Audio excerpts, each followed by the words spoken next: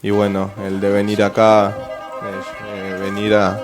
venir a algún partido y el decir algún día tendré la posibilidad. Y bueno, cuando se dio la posibilidad de poder venir, no lo dudé en ningún momento, me olvidé de todo y lo único que quería era cumplir un sueño que tenía desde chico.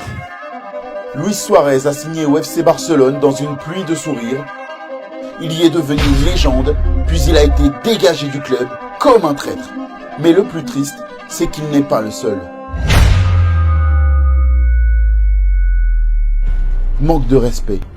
Luis Suarez a été qualifié d'indésirable au sein de l'effectif de Ronald Koeman au Barça. Le 3e meilleur buteur de l'histoire du club a donc été prié de plier bagage au Camp Nou. Et ça a rendu fou Lionel Messi. Tu méritais de partir d'une autre manière, comme un des joueurs les plus importants de l'histoire du club. Pas d'être dégagé comme tu l'as été. Suarez a été transféré du FC Barcelone vers l'Atlético Madrid pour presque rien. Et le Barça n'a même pas recruté de remplaçant. Une conférence de presse, une poignée de main et sayonara. Pas très classe. Il y a un nouveau boss en ville. Ronaldinho a été accueilli par près de 30 000 socios le jour de sa présentation. Il a fait ses débuts avec un but de dingue contre Séville. Il a presque tout gagné au FC Barcelone et avait le monde à ses pieds. Tout le monde aimait Ronny. Même le Santiago Bernabéu l'a applaudi lorsqu'il a détruit le Real. Puis Pep Guardiola est arrivé et lui a dit « Merci pour tout Ronny, prends tes affaires et va-t'en ». Mais qu'a-t-il bien pu se passer? Guardiola voulait démarrer une nouvelle ère.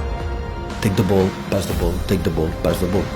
Il voulait s'appuyer sur les talents de la Masia et mettre un terme aux passes droits des stars. Le Catalan pensait que Ronaldinho, Eto'o et Deco étaient des rebelles qui avaient une mauvaise influence sur un jeune. Vous savez, Lionel Messi là. Ronny a été rapidement transféré au Milan AC, mais beaucoup pensaient que sa carrière était finie. Ronaldinho me parece uno de los mejores jugadores que se hayan podido ver. Y es una pena que la carrera de Ronaldinho acabó a los 28 años y desde ahí ha ido para abajo. Es decir, primero de un equipo a otro sin mucho éxito, cosas de muchas fiestas, que si quería tener una casa cerca del estadio de fútbol donde iba a jugar, donde iba a entrenar. Ha ido de mal en peor este hombre y... La faillite et les scandales se sont enchaînés. Ronaldinho a même été arrêté en 2020. Peut-on vraiment blâmer Guardiola pour sa descente aux enfers? Ce qui est sûr, c'est qu'il n'a pas aidé. Rivo.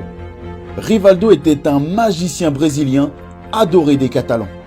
Mais Van Gaal le détestait. Van Gaal ne voulait pas de moi à Barcelone. Le coach néerlandais voulait faire jouer le numéro 10 sur le côté gauche et qu'il soit focalisé sur le marquage du latéral droit adverse. Au final, Van Gaal l'a forcé à quitter l'équipe. L'ego. Cette histoire devrait vous dire quelque chose. Revenons à l'année 1982, lorsque le Barça a enfin recruté la pépite Diego Maradona.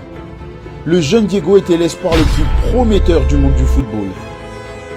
Diego était brillant avec les Blaugrana, notamment grâce à ses dribbles incroyables, jusqu'à ce qu'une hépatite l'éloigne des terrains pendant 3 mois. À son retour, il a été gravement blessé par un joueur de l'Athletic Club qui lui a brisé la cheville gauche. Pendant sa convalescence, le club n'a manifesté que très peu d'attention envers son joueur le plus cher et le plus important. Diego enchaînait les soirées et c'est à Barcelone que sa vie a changé à jamais. J'ai essayé la cocaïne à Barcelone, la plus grosse erreur de ma vie.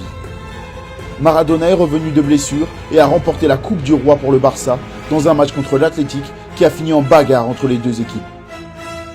Le président Núñez a vendu Diego immédiatement après. Ronaldo, le vrai.